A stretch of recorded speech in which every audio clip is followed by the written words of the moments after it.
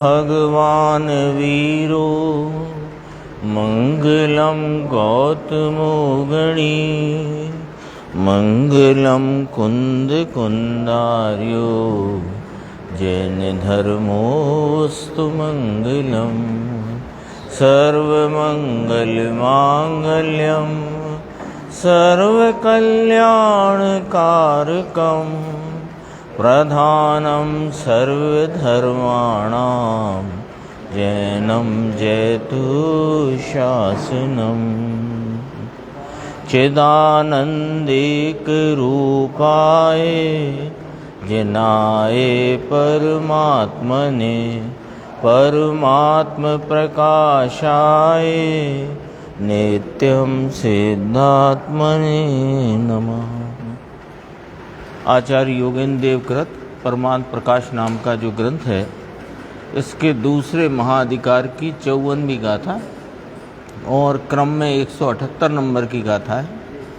इस पर अपनी चर्चा कल गुरुदेव श्री का जो व्याख्यान चला उस पर भी अपन ने कल विचार किया, स्वाध्याय की स्पष्टीकरण पर, और आज भी उसमें कुछ चर्चा अपन देखेंगे। इस गाथा का विषय इस प्रकार है कि जो अपना चैतन्य स्वरूप आत्मा, उसके श्रद्धान रूप सम्यक दर्शन, अतीन्द्रिय आनंद के आस्वादन रूप जो सम्यक ज्ञान और उसी में लीनता रूप जो सम्यक चारित्र है, एक वही मोक्ष का मार्ग है। इस रहस्य को जो नहीं जानते वे पुण्य को आदरने योग्य मानते हैं और पाप को हे यानी त्यागने योग्य जानता है, तथा जो सम्यक दृष्टि जीव हैं वे रत्नत्रय स्वरूप परिणमित हुए आत्मा को ही मोक्ष का मार्ग जानते हैं। तथापि यद्यपि दोनों शब्द यहाँ प्रयोग किए जा सकते हैं कि जो सम्यक दृष्टि को शुभ भाव होता है, जो अभी भी विषय चल रहा है वहाँ पंचास्तिकाय में है ना, पंचास्तिकाय में भी एक अपने लोगों के लिए कोई अच्छा ऐसा सुयोग बन गया कि यह जो अधिकार मोक्ष के मार्ग का जो समझो इस अधिकार का उपसंहार था, है ना। पंचास्तिकाय के मोक्ष मार्ग अधिकार का उपसंहार रूप जो गाथाएं थी 164, वहाँ ही अपन यहाँ पधारे सब लोग और वहीं से सुनना शुरू किया 164 से, और 172 तक आज गुरुदेव का व्याख्यान आज भी चला और आगे भी और उसमें व्याख्यान है। यदि कोई चाहे तो उसकी टीका बहुत लंबी है 172 की, उसमें बहुत सारा स्पष्टीकरण आया है, बहुत लंबा, मेरे ख्याल 6, 7, 8 पेज हैं, तो वो अपन पढ़ सकते हैं। पढ़ने से भी काफ़ी स्पष्टीकरण उसमें अपने ख्याल में आ जाएगा। तो वहाँ भी यही बात चल रही है कि राग का लवलेश मात्र भी, वह 171 गाथा चली ना, वह साक्षात मोक्ष की प्राप्ति में अंतरायभूत है, अंतराय पैदा करता है। यहाँ उन शुभ भावों को जो अंतराय रूप हैं उसको परंपरा से मुक्ति का कारण कहा। और परंपरा क्या कही कि अभी जो चारित्र की पूर्णता न हुई और शुभ भाव में प्रवृत्ति रह गई और आयु पूरी हो गई, तो आज आया था ना, तो क्या वो कहाँ जाएगा, गधेड़े में तो जाएगा नहीं। एक प्रश्न आया था, आप नहीं थे ना सीढ़ी में, तो वो याद आ गया, वो अभी आ गया, तो अभी इसके साथ ही बात करता। उसमें आया कि ब्रह्मचर्य यहाँ पालन किया और वहाँ इंद्राणी मिले, ऐसा कैसा ब्रह्मचर्य का फल? तो कहा ये ब्रह्मचर्य का फल नहीं है।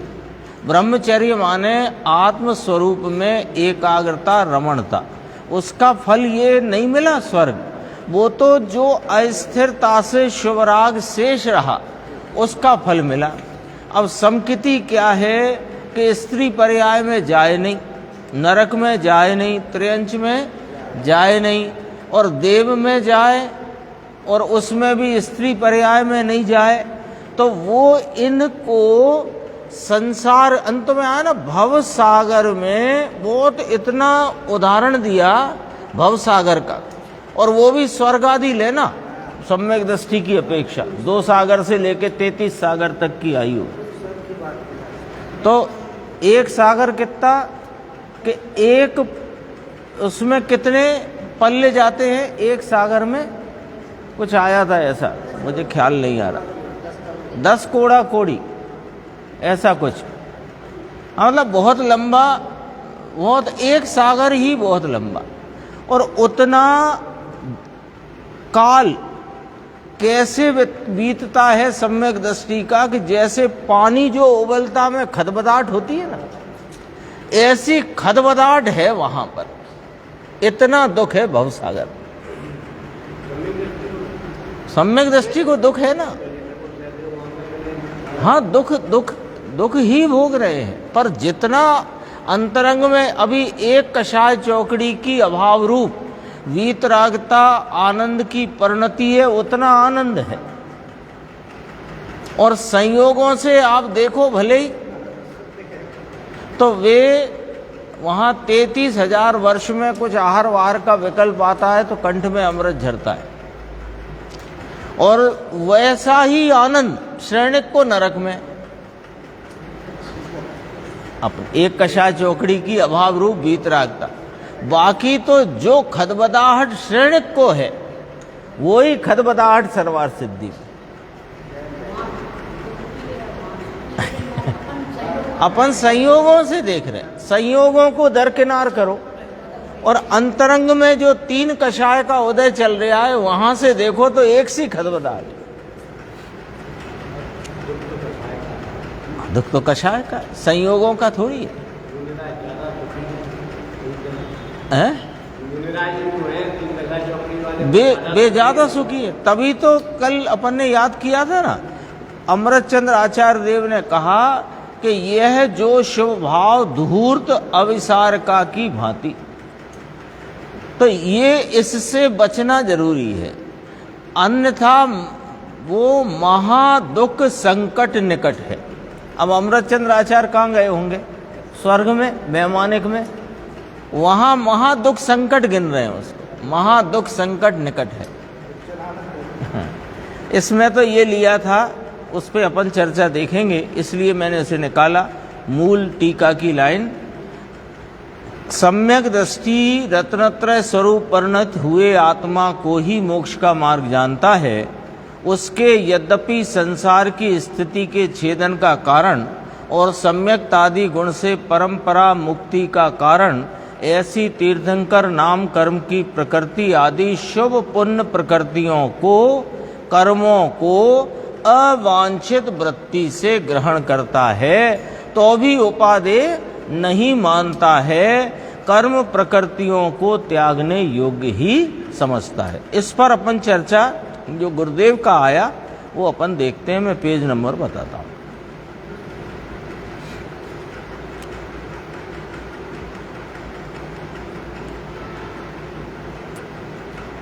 दो 231 पेज देखो, नीचे का है पैराग्राफ। क्या कहा यह, जो अभी अपन ने पढ़ा ना, उसके संदर्भ में गुरुदेव कहते हैं क्या कहा यह, सम्यक दृष्टि जीव रत्नत्रय स्वरूप परिणित हुए आत्मा को ही मोक्ष का मार्ग जानता है। ये बात तो पहली में पहली बात। अब इसे संसार की स्थिति के छेदन का कारण और सम्यक्तादि गुण से, परंतु सम्यक्तादि गुण हैं उसे वह पुण्य प्रकृति लेना। सम्यक्तादि गुण यहाँ जो कहे ना, वे सम्यक्त के अंग जो कहे ना, शुभ भाव रूप, वो पुण्य प्रकृति के, तो उनको परंपराए यानी परंपरा से मुक्ति का कारण ऐसी तीर्थंकर नाम प्रकृति आदि शुभ पुण्य प्रकृतियों को, कर्मों को अवांछित वृत्ति से आश्रव आता है। आश्रव माने आना ही होता है। तो तीर्थंकर नाम कर्म की प्रकृति आदि शुभ प्रकृतियों का, कर्मों का आना होता है, और यहाँ परिणति में शुभ भाव होता है। मूल तो ये कहा आश्रव आता है, कैसी शैली है ये? उस पुण्य भाव का कर्ता नहीं कौन? सम्यक दृष्टि, जो इस बात से, इस रहस्य को जानकर जिसने अपने वीतराग स्वरूप का आलम्बन लिया है, वह सम्यक दृष्टि पुण्य भाव का कर्ता नहीं है। तथापि पुण्य भाव है उसका, उसे आश्रव आता है। वह पुण्य भाव का कर्ता नहीं। क्यों नहीं? कि उसने पुण्य भाव में एकत्व, स्वामित्व, कर्तत्व और कर्तव्य सबको छोड़ दिया न।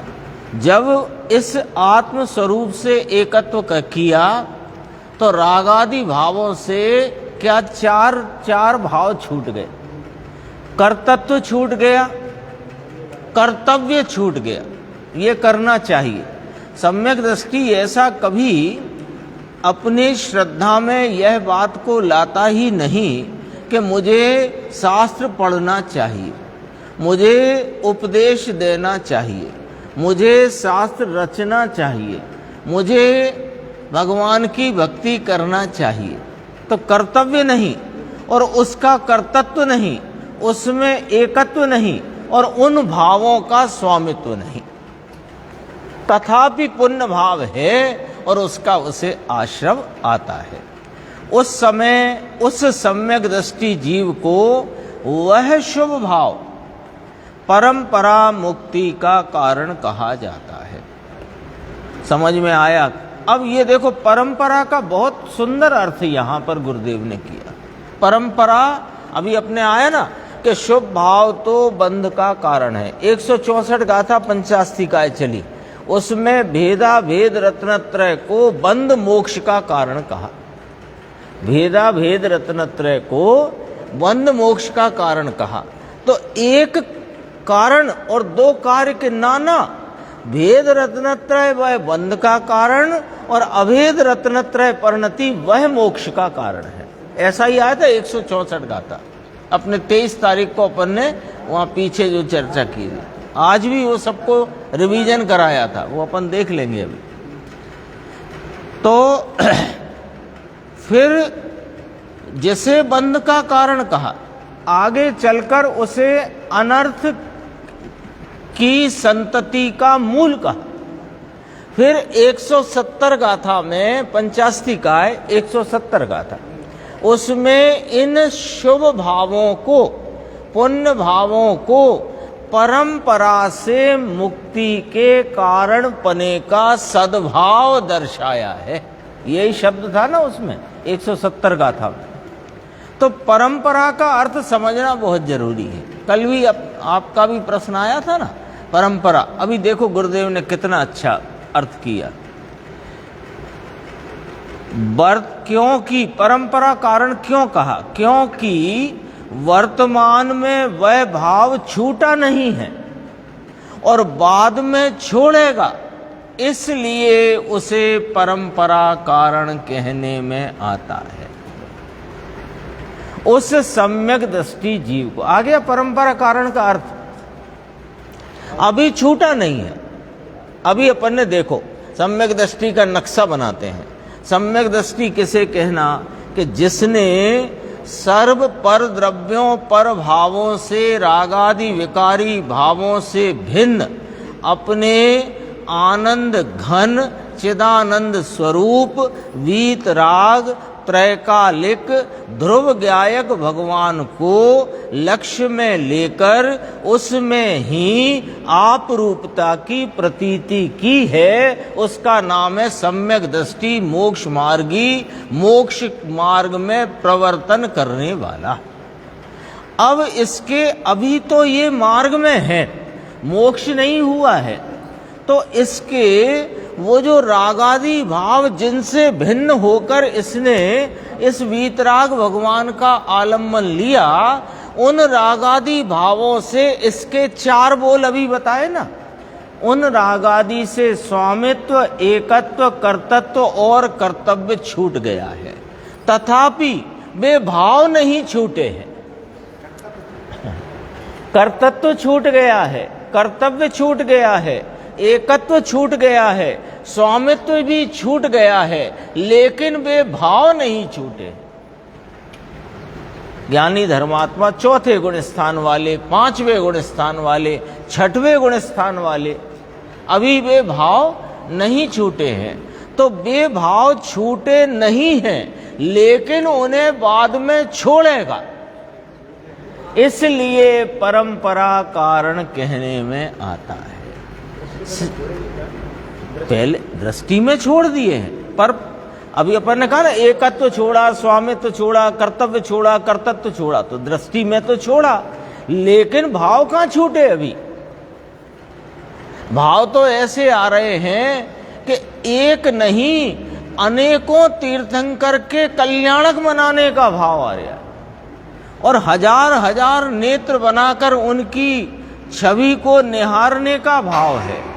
सुमेरु पर्वत गए थे ना दूरबीन लगा के आप लोग, हम सब पांडुवन, वहां जाते हैं, ले जाते हैं ऐरावत हाथी से। ऐरावत हाथी त्रियंच गति का नहीं है, वो देव गति का है।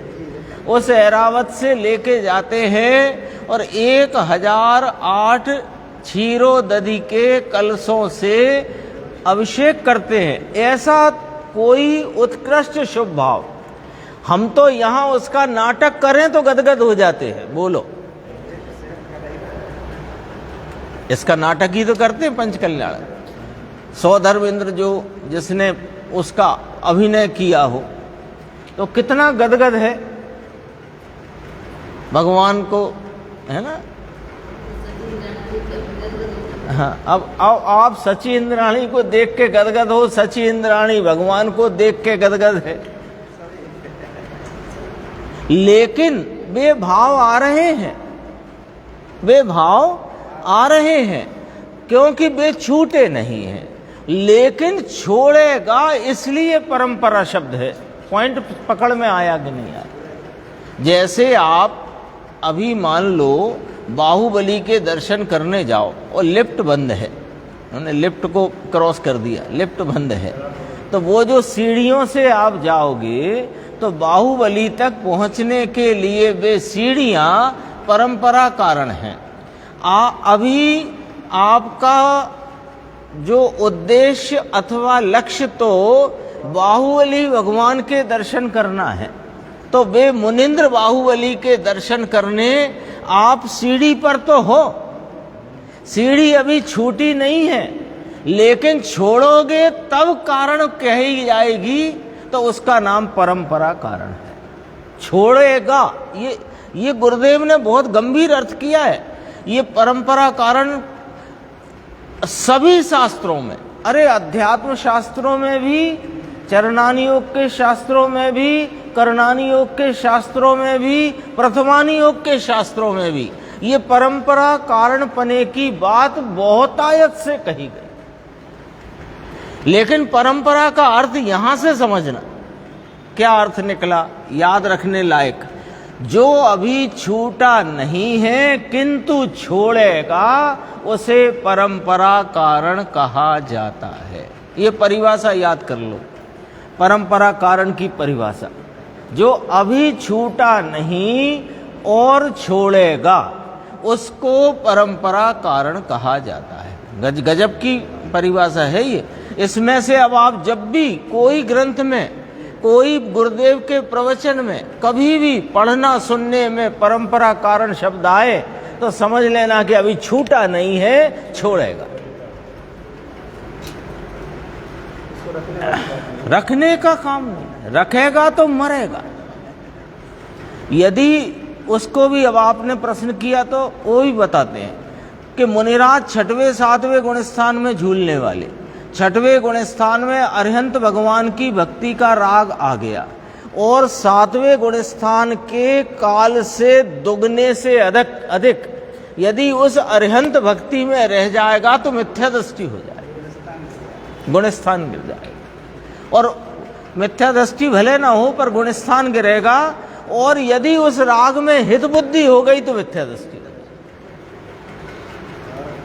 जाएगी। ये तो गुरुदेव श्री कहते हैं वीतराग का मार्ग है ये, है ना, आले अवले का वो क्या कहते हैं, हाँ हाँ, आले अवले का, आली दो आली का नहीं, आली दो आली का नहीं।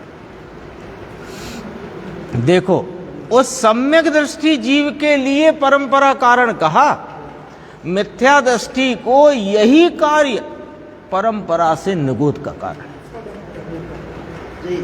यही कहिए। ये क्या हो गया, ये क्या हो गया, क्यों हो गया कि उसने उसमें उपादेय पना माना है, और जब तक उसे वह पुण्य भाव को, शुभ भाव को उपादेय मानेगा तो मिथ्यात्व का सेवन करेगा, मिथ्यात्व का पोषण करेगा, और मिथ्यात्व का फल क्या कहा है, निगोद। अब वो तो परंपरा से निगोद हो गया, तो वहां छूट गया कि हाँ छूट गया ना, निगोद जाएगा तब थोड़ी वो अरिहंत भक्ति का शुभ राग उसे होगा, प्रवचन वात्सल्य होगा, शुभ राग तो होगा, अलग जाति का होगा। देखो, वे ऐसा कहते हैं कि मिथ्या दृष्टि हो परंतु शुभ करे तो वह करते करते निश्चय होगा, ऐसा पूरे में चल रहा है। ऐसी बात है, बड़ा अंतर है, ये मूल अंतर है। और इस गाथा में 54 नंबर की गाथा में आचार्य योगेंद्र देव और टीकाकार ब्रह्मदेव सूरी ने इस अंतर को बहुत स्पष्ट रीति से अपने सामने रखा है। अब उसे तोड़ना कब, ये अंतर है ना, ये अंतर तोड़ना कब के सच्चे ज्ञान से ही टूटेगा। ये वाद और विवाद चढ़ेगा बापू तो मार घात नहीं आएगा, ये वाद विवाद का है ही नहीं। इन्हें एक और बात कहने में आ जाती है, चूंकि ये बात गुरुदेव ने कही कि आजकल बहुत प्रकार की विसंगतियां देखने में आती हैं। अपने दिगंबर जिन धर्म में जो वातावरण बना हुआ है उसमें अनेक प्रकार की विसंगतियां दिखाई देती हैं। उन विसंगतियों को आप इग्नोर करना सीख लो, क्योंकि अपने इस उपयोग का हमें दुरुपयोग नहीं करना है। अपना उपयोग और उसका तो सच्चे तत्व को समझने में प्रयोग करना है। बहुत विसंगतियां दिखेंगी, कदाचित उस समय आपको उसके प्रति खेद क्षोभ भी आएगा, पर उसको लम्बाना मत, उसको छोड़ देना और गुरुदेव श्री की जो मूल तत्व की बात है उसको स्मरण में लेकर के उपयोग पलटकर इधर आ जाना, यही करना पड़ेगा, नहीं तो मामला बहुत खराब है। कई लोग, अपने मुमुक्षु लोग इसमें अटक गए हैं कि ये ठीक नहीं है, ये ठीक नहीं है, ये ठीक क्यों नहीं है। अरे ये ठीक नहीं है, ये बात ठीक है लेकिन तुम ठीक मामले को तुम क्यों नहीं पकड़ते? तुम काय को यूट्यूब चैनल बना करके इस चक्कर में पड़े हो? बिल्कुल नहीं, ये काम करने का ही नहीं है। दिखेंगी विसंगतियां, इतनी दिखेंगी कि आपको खेद होगा, क्षोभ होगा, पर उधर लंबाना नहीं है, उसको वहीं तोड़ करके गुरुदेव श्री द्वारा उद्घाटित मूल तत्व ज्ञान को याद करना। देखो, वाद विवाद चढ़ेगा तो बापू मार घात नहीं आएगा। जिसकी अभी दृष्टि मिथ्यात्व है और ये शुभ क्रिया व्रतादि तपादि करता है, उसकी तो यहाँ बात ही नहीं है। वह तो अनंतवार किए ऐसे। फिर छेडाला की पंक्ति याद की, मुनिव्रत धार अनंतवार ग्रेवे को उपजायो, तो उससे कुछ आत्मज्ञान तो हुआ नहीं।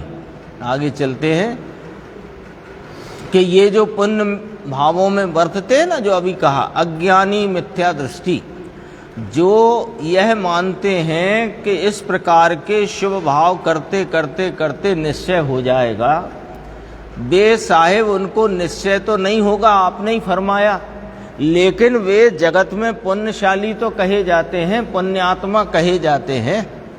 तो कहा पुण्यशाली सब भाग्यशाली कहे जाने वाले भटकने वाले हैं। पुण्यशाली किसे कहना कि पुण्य में बढ़ चढ़ गए कि धूल भी पुण्यशाली नहीं। बहुत व्रतादि धारण किए, बहुत कषाय मंद करी, कितनी मंद करी कि वो आ जाता है वो द्रवलिंगी का, वो चीर कर नमक डाले और आंख की कोर लाल नहीं हो, बस इतने में समझ लेना। तो वो धूल भी पुण्यशाली पुण्यात्मा नहीं है। पुण्यशाली किसे कहना कि पुण्यशाली तो उसे कहना जिसके आत्मगुण पर्याय में प्रकट हुए हैं, ये पुण्यशाली है। क्योंकि पुण्य शब्द का शाब्दिक अर्थ पवित्रता है। पुण्य शब्द है ना, पुण्य शब्द का शाब्दिक अर्थ पवित्रता है।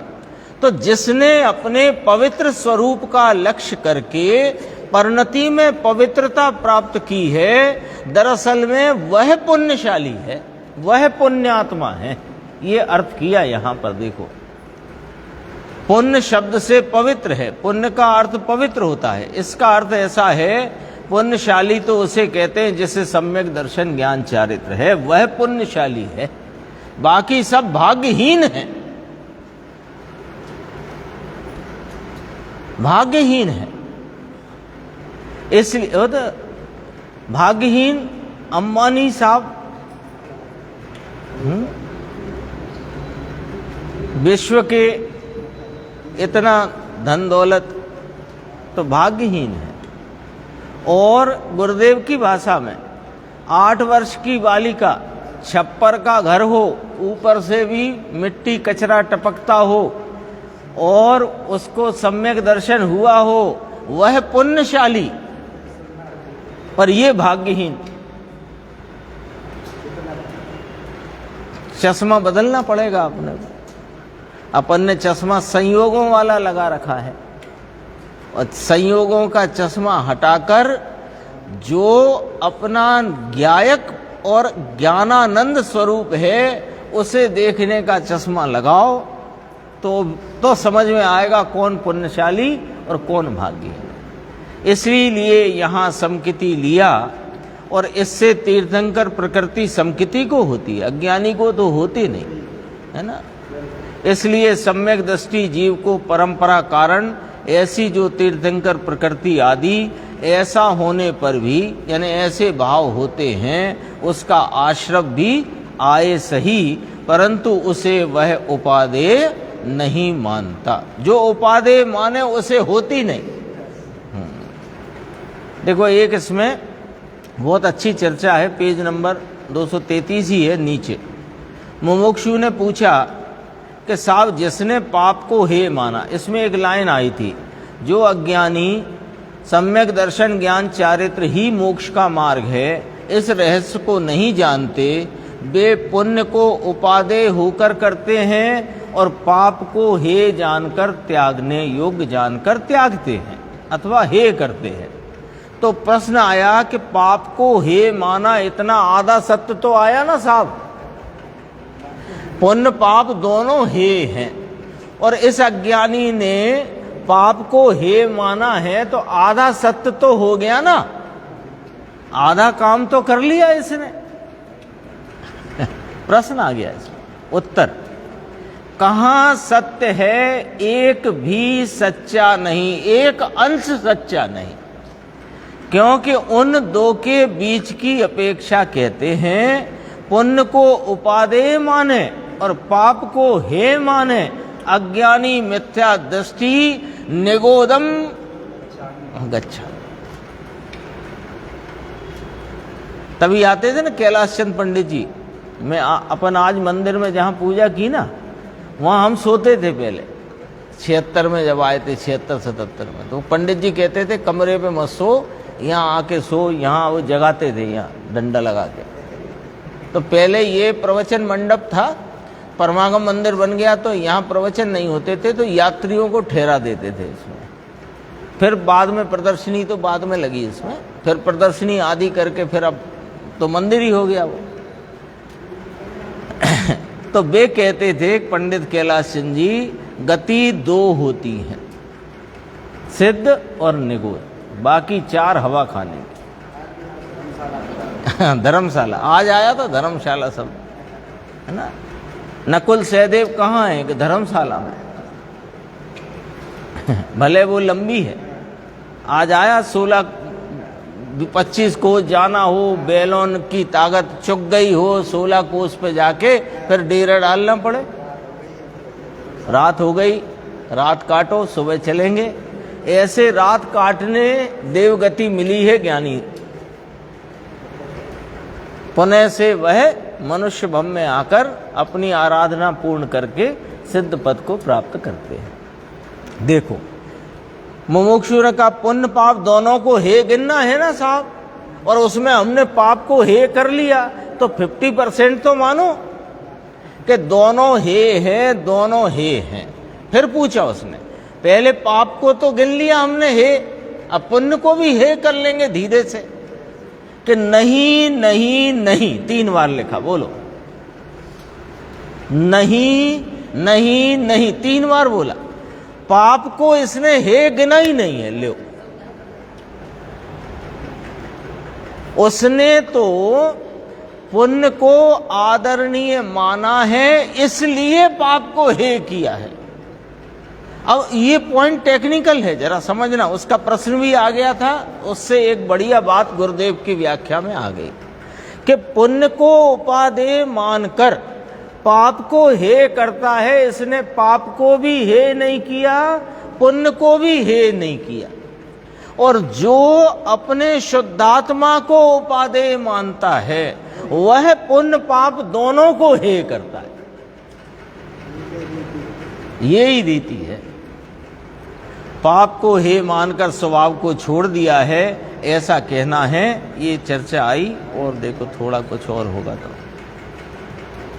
एक बोल और लेते हैं तो ये 54 गाथा की चर्चा पूरी होगी। देखो पेज नंबर 235।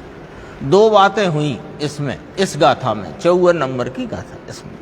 एक तो स्वरूप को जो जानने वाला नहीं वह पुण्य को आदरणीय और पाप को हे मानता है।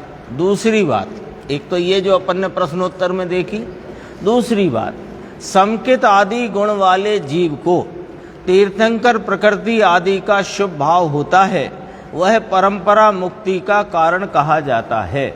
उसे अवांछित वृत्ति से पुण्य आश्रव आता है। जैसे 85 काय में अनहित वृत्ति आई थी, 132-33 गाथा।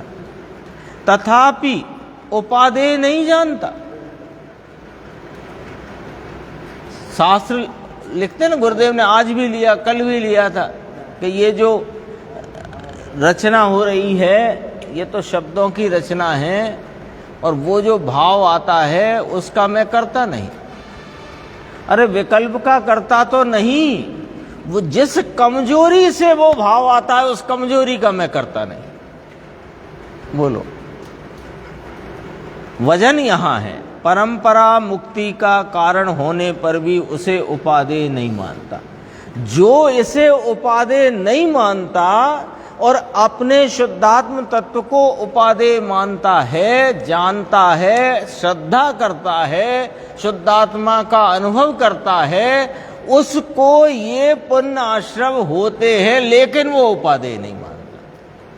और अज्ञानी शुद्धात्मा के भान से बेखबर वो इसमें ही सारी उपादेयता मानकर बैठा है। इसे दरअसल में जिस जाति के भाव ज्ञानी धर्मात्मा को होते हैं, इसे तो वो भाव भी नहीं होते,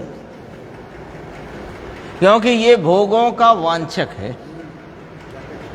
हाँ, भोगों का वांछक, क्योंकि इसे पुण्य की उपादेयता में पुण्य के फल की उपादेयता है, और पुण्य का फल तो भोगादि सामग्री है। 60 नंबर गाथा में आएगी यही बात, इसी की परमात्म प्रकाश की, कि पुण्य से वैभव मिलता है, वैभव से बुद्धि भ्रम होता है, और बुद्धि भ्रम होने से पाप होता है। अतएव ऐसा पुण्य हमें नहीं चाहिए।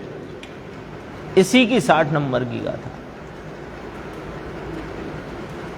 देखो फिर आया, उसे उपादेय नहीं मानता, फिर छोड़ना पड़ेगा ना, ये मानता है तो छोड़ने योग्य तो अभी मानता है, परंतु अभी छोड़ सका नहीं, बाद में छोड़ेगा, इसलिए पहले से उसे उपादेय नहीं मानता है।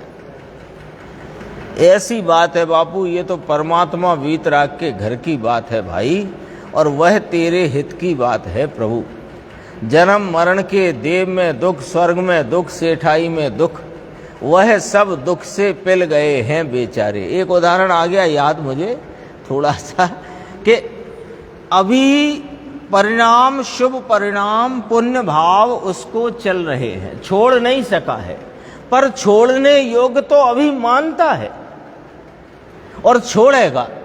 कितनी बात आई, अभी उस प्रकार के परिणाम हैं, छोड़ने योग्य पहले से ही मानता है, छोड़ नहीं सका है लेकिन छोड़ेगा, है ना। एक दृष्टांत याद आया, अपने आते थे ना ट्रेन में, तो संतरे खा रहे थे ना, तो संतरे के छिलके वो थैली में इकट्ठे कर रहे थे। तो उस समय से ही जब आपने छिलका अलग किया था, तब से ही वो उपादेय नहीं माना था ना। अभी वो उस अपने जहां बैठक थी वहां से हटा नहीं था, लेकिन हटना है ये बात अपने को वहां बिना कहे ही मालूम थी ना। और जब अवसर आया तब उसे हटाया, हट गए, ऐसे मान के चले। तो अभी छोड़ नहीं सका है, लेकिन पहले से ही उपादेय नहीं मानता है। ये तो परमात्मा वीतराग के घर की बात है, तेरे हित की बात है प्रभु। जन्म मरण के देव में दुख, स्वर्ग में दुख, सेठाई में दुख, सब दुख से पिल गए हैं। जैसे, कैसे पिल रहे हैं अपन लोग, जैसे घाणी में तिल पिल जाते हैं। अभी आया था दृष्टांत, जैसे पानी में, उबलते पानी में खदबद खदबद खदबद होती है, ऐसी हालत हो रही है। अथवा यहां दूसरा दृष्टांत दिया, घाणी में जैसे तिल पिल जाता है, ऐसे पिल रहे हैं इस संसार में। उसी प्रकार अज्ञानी दुख में पिल रहे हैं भाई, इसे खबर नहीं। इसे लगता है कि सब अनुकूलताएं मेरी जम गई हैं, तो मेरे तो बहुत बढ़िया चल रहा है। तो उसके लिए गुरुदेव ने कहा कि हरकिया सन्निपात होता है ना, हरकिया सन्निपात एक ऐसा बीमारी है मानसिक कि वो पागल है लेकिन हंसता रहता है। तो उसे हंसता देखकर तुम समझ लो कि ये बहुत सुखी है, तो ये तुम्हारी गलत जानकारी है उसके संदर्भ में। ऐसे संसार में बहुत संयोगों में बैठा ठाटा आदमी अपने को लगे कि बहुत सुखी है, तो तुम्हारी ये देखने का, समझने का दोष है। 55 गाथा आज चली, थोड़ा सा अपन देख लेते हैं। जोण विमन्नई जीयु समूह, पुण्य विपाउ विदोई, सोचिरु दुख सहन्तु जिये, मोहिम हिंडई लोई। क्या हो गया?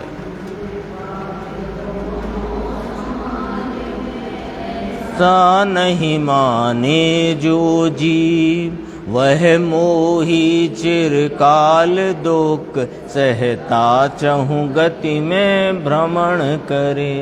77 गाथा प्रवचन सार की। हिंडति घोरम पारम संसारम, वही बात यहाँ कही। आगे माने इस सूत्र में, जो निश्चय नय से पुण्य पाप दोनों को, निश्चय नय का अर्थ वास्तव में, यथार्थतया जो पुण्य पाप दोनों को समान नहीं मानता, वह मोह से मोहित हुआ संसार में भटकता है, ऐसा इस गाथा में कहा।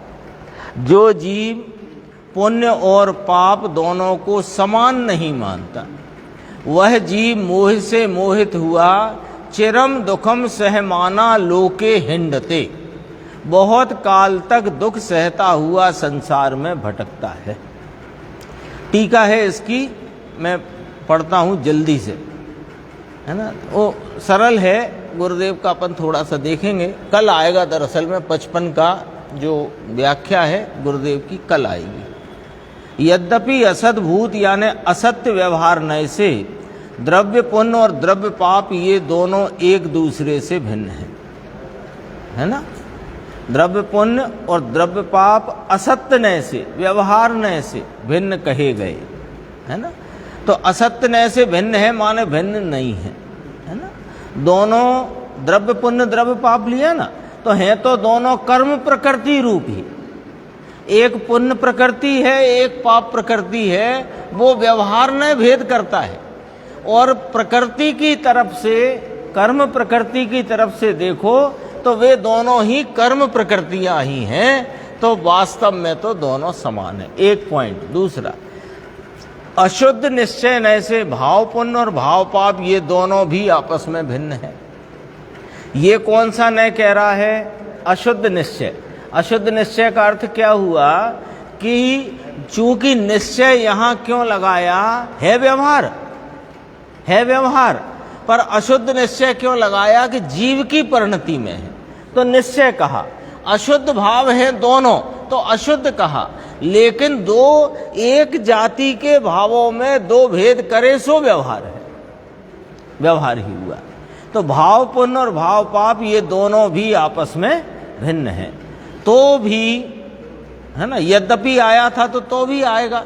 तो भी शुद्ध निश्चय नय से, पुण्य पाप रहित शुद्धात्मा से दोनों ही भिन्न हुए, बंध रूप होने से दोनों समान ही हैं। दोनों असुचि हैं, दोनों विपरीत हैं, दोनों दुख रूप हैं, दोनों दुख के कारण हैं, दोनों बंध रूपता वाले हैं, इसलिए दोनों समान हैं। शुद्ध आत्मा मुक्त स्वरूप है, सुख स्वरूप है, सुचिता से सघन है, सुख का कारण है, तो भिन्न हुए ना। और वे दोनों एक ही जात के हैं, बंध रूपता की। जैसे सोने की बेड़ी और लोहे की बेड़ी ये दोनों ही बंध का कारण है, इसलिए बेड़ी अपेक्षा क्या कहोगे? समान।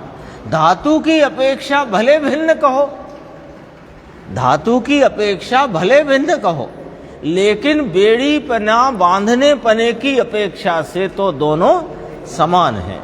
इस तरह अब यहाँ जिम्मेदारी अपनी, जिनवाणी में सब पढ़ा अपन ने, अब यहाँ जिम्मेदारी अपने ऊपर। इस तरह नए विभाग से जो पुण्य पाप को समान नहीं मानता, नए विभाग से जानो कि उनमें भिन्नता भेद जो कहने वाला है वो व्यवहार में है, जो स्वयं ये अपनी वो साइन बोर्ड लेके खड़ा है कि ऐसा है नहीं, और यथार्थ नय कहता है कि वे दोनों एक समान हैं। वह निर्मोही शुद्धात्मा से विपरीत जो मोह कर्म उससे मोहित हुआ संसार में भ्रमण करता है। ऐसा कथन सुनकर प्रभाकर भट्ट ने प्रश्न किया, यदि ऐसा ही है तो कितने ही परमतवादी पुण्य पाप को समान मानकर स्वच्छंद हुए रहते हैं। परमतवादी है ना, चारवाक आदि, वे कहते हैं खाओ पियो मस्त रहो, काय का पुण्य काय का पाप, यही स्वर्ग है यही नरक है, ऐसे भी कई दर्शन में मान्यता है। उनको यहाँ संदर्भ में लेकर प्रभाकर भट्ट के मुख से प्रश्न रखा टीकाकार आचार्य ब्रह्मदेव सूरी ने। क्या कहते हैं? परमतवादी पुण्य पाप को समान मानकर स्वच्छंद हुए रहते हैं, उनको तुम दोष क्यों देते हो? तब योगेंद्र देव ने कहा, जब शुद्धात्मानु, यहाँ से सावधानी से सुनना क्योंकि समय कम है तो अपन विस्तार कम करेंगे, पर सावधानी से सुनना। जब शुद्धात्मानुभूति स्वरूप तीन गुप्ती से गुप्त वीतराग निर्विकल्प समाधि को पाकर ध्यान में मग्न हुए पुण्य पाप को समान जानते हैं, तब तो जानना समान जानना योग्य है। जानना योग्य क्या है? जानते ही है। अब कहते हैं, परंतु जो अज्ञानी मूढ़ परम समाधि को न पाकर भी, यानी अपने शुद्धात्मानुभूति स्वरूप वीतराग निर्विकल्प समाधि को तो जिन्होंने प्राप्त किया नहीं है और गृहस्थ अवस्था में दान पूजा आदि शुभ क्रियाओं को छोड़ते हैं, मुनि पद में 6 आवश्यक कर्मों को छोड़ते हैं, वे दोनों बातों से भ्रष्ट हैं। पॉइंट ये नोट करना है, कोई कहेगा कि ठीक है, अब जब तक हमें परम समाधि प्राप्त नहीं हुई है, वो वीतराग निर्विकल्प समाधि हमें प्राप्त नहीं हुई, शुद्ध आत्मा की परिणति हमारी जागृत नहीं हुई, तब तक तो शास्त्र में भी लिखा कि गृहस्थ अवस्था में दान पूजा आदि शुभ क्रिया करना और मुनि हुआ हो तो 6 आवश्यक कर्म करना। तो कहा ये बात करना लिखा तो छोड़ा जिसने वो दोनों से भ्रष्ट है। दोनों का नाम क्या हुआ कि वह पाप में ही प्रवृत्त हो रहा है और अपने स्वरूप की प्राप्ति तो उसने भी की नहीं है, और स्वरूप की प्राप्ति की नहीं है और पाप में प्रवृत्त है, तो स्वरूप प्राप्ति का अवसर भी उसको कठिनाई है। ये अपेक्षा से दोनों बातों से भ्रष्ट है, ऐसा लेना। गुरुदेव करेंगे खुलासा कल जो गुरुदेव का प्रवचन आने वाला है इसी परमात्म प्रकाश का, बहुत महागंभीर प्रवचन है। दोनों बातों से भ्रष्ट है, ना तो वे यति रहे और ना श्रावक, तो वे निंदा योग्य ही है, तब उनको दोष ही है, ऐसा जानना। अब इसमें दोष 2 प्रकार कैसे हो गए कि एक तो अपने को श्रावक कहलवाता है, अपने को मुनि कहलवाता है, और इन 6 आवश्यक कार्यों को भी छोड़ दिया है, शुभ क्रियाओं को छोड़ दिया है, और आत्म स्वरूप की प्राप्ति हुई नहीं है, तो दोनों बातों से है ना। ये श्रावक ना यति है ना श्रावक है। तो श्रावक और यति कब कहलाए कि वो व्रतिपना, देश व्रतिपना लेकर अथवा गृहस्थ में कुछ प्रतिमाएं लेकर अपने को श्रावक कहलवाए, और इन जो प्रतिज्ञाएं ली हैं उनमें भी सावधान नहीं और स्वरूप में तो असावधान है ही है, तो दोनों बातों से भ्रष्ट है। ये इसका अर्थ है। ये चर्चा हो गई, थोड़ी सी चर्चा मैं बस उसकी करूंगा, 2 मिनट लगेंगे। जो अभी चला ना अपना 85 का है, देखो मैं तो सिर्फ 164 से 171 तक 72 तक क्या आया वो एक अपन रिवीजन करते हैं। गुरुदेव ने किया है आज 164 से यह अधिकार शुरू हुआ था, तो 164 में ऐसा कहा कि मोक्ष मार्ग है वह बंधो वा मोक्षो वा। हाँ, ये जो भेदा वेद रत्नत्रय रूप मोक्ष मार्ग है उससे बंध भी होता है, मोक्ष भी होता है। तो ये अपन ने अभी बात की थी कि भेद रत्नत्रय से बंध होता है और अभेद रत्नत्रय से मोक्ष होता है ना। अब आगे देखो, फिर 165 में आया कि जो राग लव है, यानी अरिहंत आदि के प्रति जो भक्ति बहुमान का राग लव है, वो राग लव के सद्भाव के कारण उस जीव को, ज्ञानी धर्मात्मा को भी पर समय रत कहा जाता है। जो मिथ्या दृष्टि है उसे स्थूल पर समय, और जो ज्ञानी धर्मात्मा हैं वे राग लव आवेश में पड़े हैं, उनके राग लव के सद्भाव के कारण उन्हें पर समय रत कहा जाता है। 165 का था। अब 166 में क्या कहा कि सर्वत्र राग की कणिका भी परिहार योग्य है। लो, सर्वत्र 3 शब्द करेंगे इस एक सर्वत्र में, सर्वत्र, सर्वथा, सर्वदा। सर्वत्र, सर्वथा, सर्वदा। सर्वत्र माने कहीं भी क्षेत्र अपेक्षा लेना, सर्वथा माने भाव अपेक्षा किंचित भी नहीं, और सर्वदा माने काल अपेक्षा किसी काल में नहीं। राग की कणिका भी परिहार योग्य है।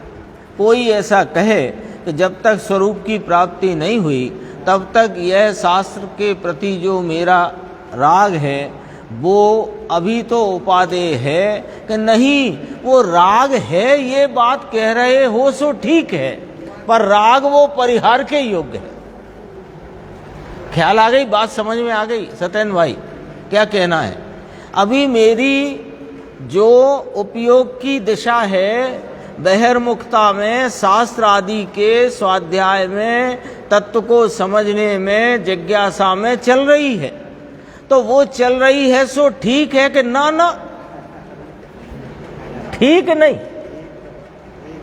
यद्यपि उस जाति का राग अभी है, क्योंकि आत्मार्थी को तत्व निर्णय की भूमिका में शास्त्र और उपदेश आदि के प्रति लगने का, जानने का, समझने का, उसके विचार का, मंथन का, चिंतन का राग होता है वो सही, पर होना चाहिए ये गलत।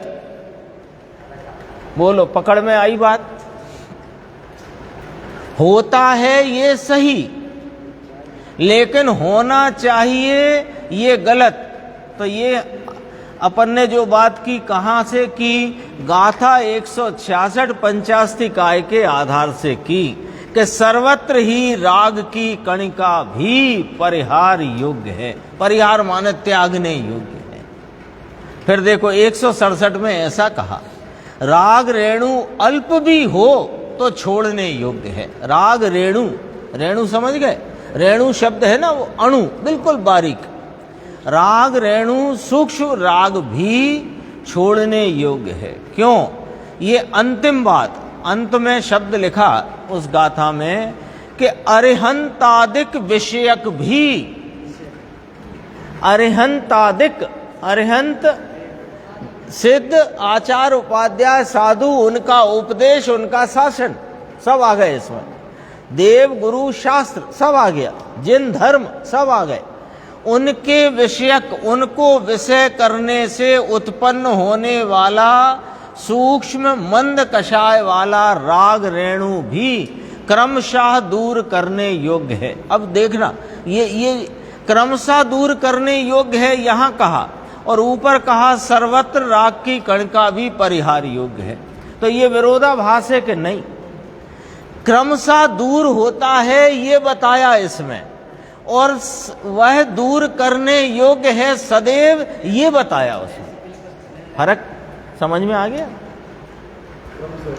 क्रम से होता है ये बताया, लेकिन वह छोड़ने योग्य है ये बताया। इसका अर्थ नहीं है क्रम से छोड़ने योग्य, छोड़ने योग्य है, क्रम से छूटता है ये बताया गया। हाँ, छूटता नहीं है पर छोड़े गया, ये परंपरा कारण कहा था ना, अभी अर्थ आया था। और 168 में कहा कि ये जो अरिहंतादिक के प्रति का राग लव जो है, ये अनर्थ संतति का मूल राग रूप क्लेश का विलास ही है, वह छोड़ने योग्य है, ऐसा उसमें आ गया। और 169 में ये वाली बात कही कि मात्र अपने स्वभाव से मुक्ति होती है। निर्वाण लिया ना, सिद्ध भक्ति शब्द आया था उसमें ना, सिद्धों की भक्ति और सिद्ध भक्ति ये दो शब्द अलग अलग है। सिद्धों की भक्ति राग लव है, अनर्थ संतति का मूल है, और सिद्ध स्वरूप की भक्ति यहां अपने सिद्ध समान शुद्ध स्वभाव की भक्ति, ये ही एक मोक्ष का मार्ग है। दोनों में फर्क पड़ गया, सिद्ध भक्ति और सिद्धों की भक्ति। अपने स्वभाव के आश्रय से ही श्रद्धा ज्ञान चारित्र निर्विकल्प अवेद रत्नत्रय परिणति से ही वह मुक्ति हुई है। ये 169 में स्पष्टीकरण किया। 170 में ये स्पष्ट किया कि इसको परंपरा हेतु बताया। परंपरा माने छूटा नहीं है, छोड़ेगा, इसलिए इसे यहाँ परंपरा हेतु बताया। और फिर 171 में बताया कि ये जो सम्यक दृष्टि खास तो मुनिराज को लिया, तो ये जो मुनिराज का अंतःकरण, ये जो विषय विष वृक्ष के आमोद से मोहित होता है, ऐसा स्वर्गलोक मिलेगा? विषय सुख रूप है ना स्वर्गलोक, तो ऐसा स्वर्गलोक मिलेगा? अभी यहाँ चारित्र की आराधना, चारित्र रूप आत्मा की आराधना पूर्ण न करी तो कहाँ जाएंगे? स्वर्ग में जाएंगे। तो स्वर्ग कैसा है? विषय विष का वृक्ष है। स्वर्ग की परिभाषा विषय विष का वृक्ष, और वहां अंतःकरण मोहित होता है, जो कि साक्षात मोक्ष को अंतराय भूत है। और उसे प्राप्त करके सुचिर काल पर्यंत लंबे काल तक राग रूपी अंगारों से दहमान होता हुआ अंतर में संतप्त नाम दुखी और व्यथित होता है। फिर 172 आई।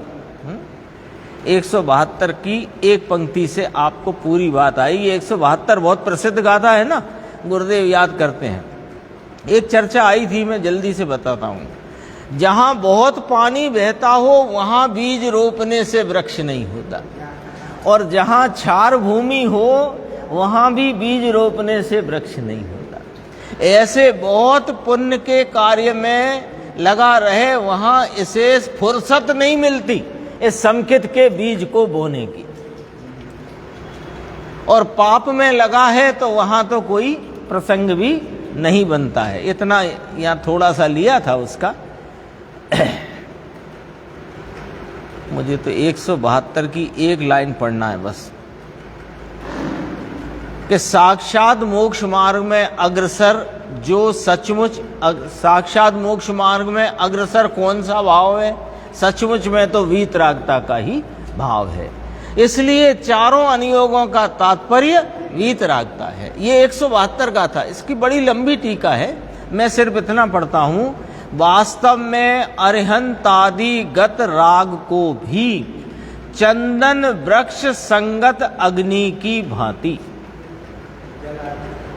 देवलोकादि के क्लेश की प्राप्ति द्वारा अत्यंत अंतर्दाह का कारण समझकर चंदन की लकड़ी जलाओ तो उससे भी अग्नि उष्णता और जलन ही होगी। तो स्वर्ग आदि अरिहंत आदि के प्रति राग के फल में जो स्वर्ग आदि मिले वे भले विषयों की अनुकूलताओं की अपेक्षा चंदन वृक्ष की अग्नि के समान यहाँ उपमा दी। शेष चर्चा इसकी कल के प्रवचन में अपने को मिलेगी, अपन उसकी चर्चा आगे करेंगे।